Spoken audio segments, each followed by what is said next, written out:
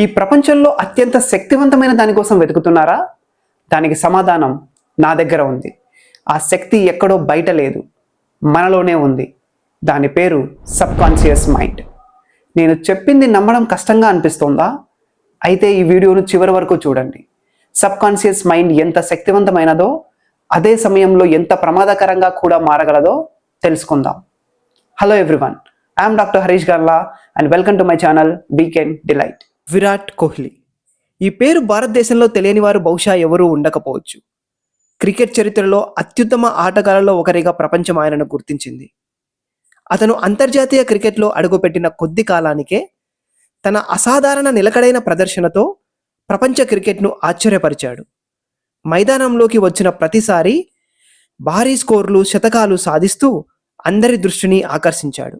దానితో ప్రపంచవ్యాప్తంగా ఉన్న క్రికెట్ విశ్లేషకులు, మాజీ ఆటగాళ్లు మరియు నిపుణుల మధ్యలో ఒక్కటే ప్రశ్న: ఒక ఆటగాడు ఇంత నిలకడగా ఎలా రాణించగలుగుతున్నాడు? అతని విజయ రహస్యం ఏమిటి? ఎలాగైనా విరాట్ కోహ్లీని డీకోడ్ చేయాలనుకున్నారు. అనుకుందే తరుణంగా అతని బ్యాటింగ్ను ఎన్నోసార్లు వీడియోల్లో పరిశీలించారు.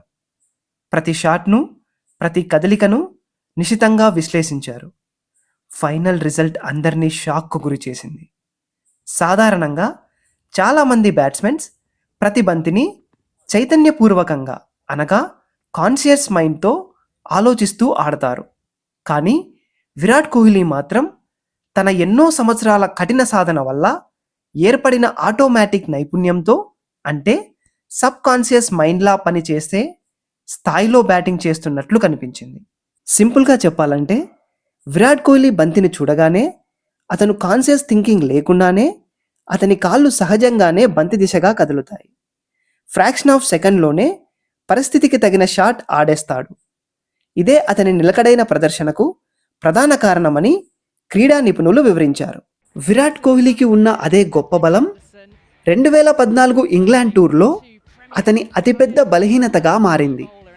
ప్రతి విరాట్ కోహ్లీ అభిమానికి ఆ సిరీస్ ఇప్పటికీ ఒక భయంకరమైన పీడకల లాంటిది. ఆ సిరీస్లో జేమ్స్ ఆండర్సన్ వరుసగా 4th and 5th స్టెంప్ లైన్లో అవుట్ స్వింగర్లను వేస్తుండేవాడు. ఇంగ్లాండ్లోని ఓవర్కాస్ట్ కండిషన్స్ కారణంగా బంతి సాధారణం కంటే చాలా ఎక్కువగా స్వింగ్ అయ్యేది. విరాట్ కోహ్లీ మాత్రం ఆ బంతులను ఆడేందుకు ప్రయత్నించి మళ్ళీ స్లిప్లో క్యాచ్ ఇచ్చి అవుట్ అవుతుండేవాడు. అప్పుడు మనందరి మనసులో ఒకటే ప్రశ్న: అసలు 4th and 5th స్టెంప్ లైన్లో వెళ్తున్న బంతులను ఎందుకు ఆడుతున్నాడు? సింపుల్గా వదిలేయచ్చు కదా అని. కానీ అసలు విషయం ఏమిటంటే అది అంత సులభమైన విషయం కాదు. ఎందుకంటే బంతిని చూసిన వెంటనే కాళ్ళు ముందుకు కదలడం, షాట్ ఆడడం అనే అలవాటు అతని సబ్ కాన్షియస్ మైండ్లో చాలా లోతుగా ప్రోగ్రామ్ అయిపోయింది. అందుకే ఆ టెక్నిక్ను మార్చుకోవడానికి అతనికి చాలా సమయం పట్టింది. ఎందుకంటే ఒకసారి ఏదైనా నైపుణ్యం సబ్ కాన్షియస్ మైండ్లో స్థిరపడితే దాన్ని మార్చడం అంత ఈజీ కాదు. చూశారు కదా సబ్ కాన్షియస్ మైండ్ ఎంత పవర్ఫుల్ అని. గుర్తుంచుకోండి, మీ జీవితాన్ని మార్చేది అదృష్టం కాదు, పరిస్థితులు అంతకన్నా కాదు. మీ సబ్ కాన్షియస్ మైండ్లో ప్రతిరోజు మీరు నాటే ఆలోచనలే. మీ సబ్ కాన్షియస్ మైండ్కు మంచి ఆలోచనలు, మంచి అలవాట్లు, గొప్ప లక్ష్యాలు ఇస్తే అది మిమ్మల్ని ఊహించని స్థాయికి తీసుకెళ్తుంది. అదే భయం, అనుమానం, నెగటివ్ ఆలోచనలతో నింపితే అదే మీ ఎదుగుదలకు అతి పెద్ద అడ్డంకుగా మారుతుంది. అందుకే మీ జీవితాన్ని మార్చాలనుకుంటే ముందుగా మీ మనసును మార్చండి. ఎందుకంటే మనసు మారితే అలవాట్లు మారుతాయి, అలవాట్లు మారితే మీ భవిష్యత్తు మారుతుంది, చివరికి మీ విధి కూడా మారుతుంది. కాబట్టి ఈ రోజు నుంచే మీ సబ్ కాన్షియస్ మైండ్కు మీరు ఏ సందేశాన్ని అందిస్తున్నారో జాగ్రత్తగా ఎంచుకోండి. ఎందుకంటే రేపు మీరు అయ్యే వ్యక్తిని నిర్ణయించేది ఈరోజు మీరు మనసులో నాటిన ఆ ఒక్క ఆలోచన మాత్రమే. వచ్చే వారం మరో అంశంతో మీ ముందుంటాం. Until then, see you all. Jai Hind.